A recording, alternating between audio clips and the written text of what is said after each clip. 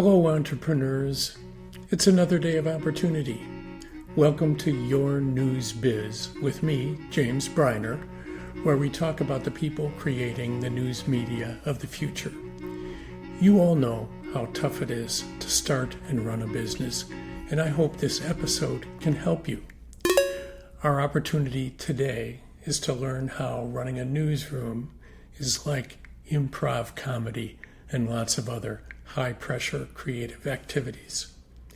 You have much in common with the coach of a sports team, the director of a ballet, or the producer of a hit TV show.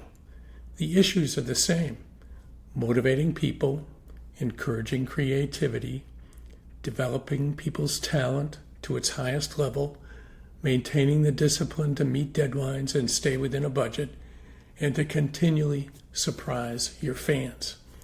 So, I just revisited the book Bossy Pants by Tina Fey. It has tons of lessons for people whose success depends on organizing and harnessing the talent of creative people, just like what you do every day. She's famous for her work as a writer and performer on Saturday Night Live. She did the Weekend Update and the famous Sarah Palin impression, and she also made her mark as a writer, producer, and performer on the hit comedy 30 Rock. I'm going to pick just 3 of Tina Fey's rules of improv comedy that I think will work with your organization. Her rule number 1 is agree and say yes. The first rule of improvisation is to agree. Always say yes. When you're improvising, this means that you're required to agree with whatever your partner has created. So if you and I are improvising and I say, "Freeze, I have a gun," and you say, "That's not a gun, that's your finger, you're pointing your finger at me," then our improvised scene has ground to a halt, according to Tina.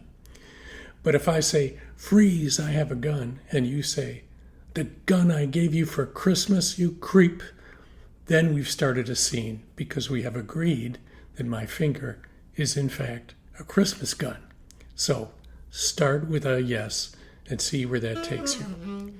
As an improviser, Tina always found it jarring when she met someone in real life whose first answer to everything was no.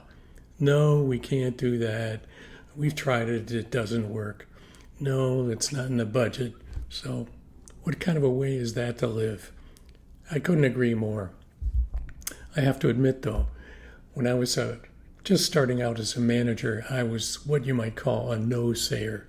I said no a lot earlier in my career as a manager, but eventually I learned there's better ways. Tina's second rule of improvisation is not only to say yes, but yes and. You're supposed to agree and then add something of your own. If I start a scene with, "I can't believe it's so hot in here," and you say, "Yeah," we're kind of stuck. We're at a standstill. But if I say, "I can't believe it's so hot in here," and you say, "What did you expect? We're in hell." Or if I say, "I can't believe it's so hot in here," and you say, "Yes, but that can't be good for the wax figures," now we're getting somewhere. So, yes and means don't be afraid to contribute. It's your responsibility to contribute. And always make sure you're adding something to the discussion.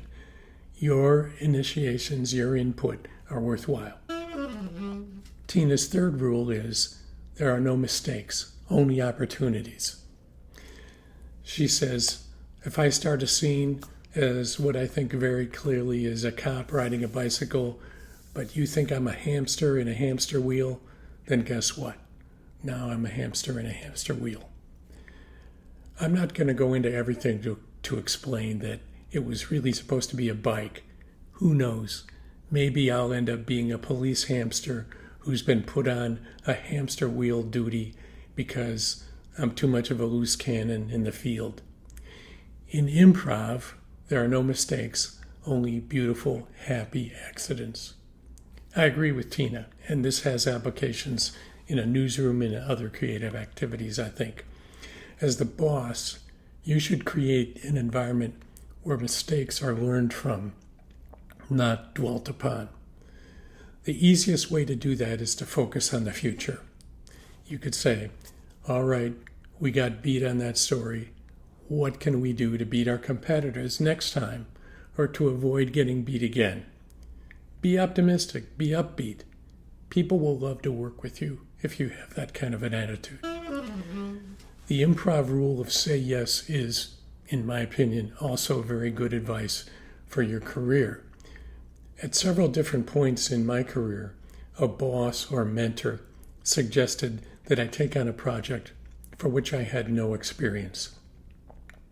To be honest, I think the boss needed something to be done, looked around for someone and couldn't find anyone with the exact fit, but they turned to me even though I had only part of the required knowledge and experience.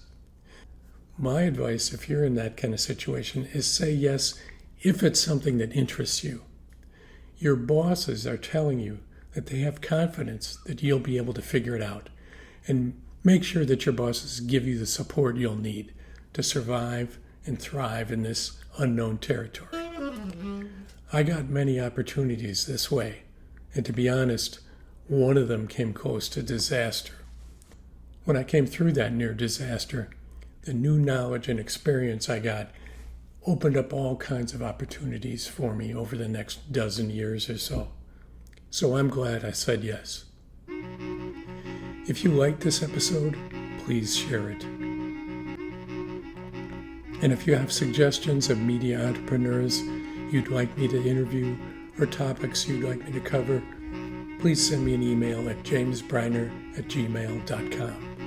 I'll include the address in the show notes, where you'll also find some links to relevant articles for further reading. Don't forget, it's another day of opportunity. And thank you for listening to Your News Biz.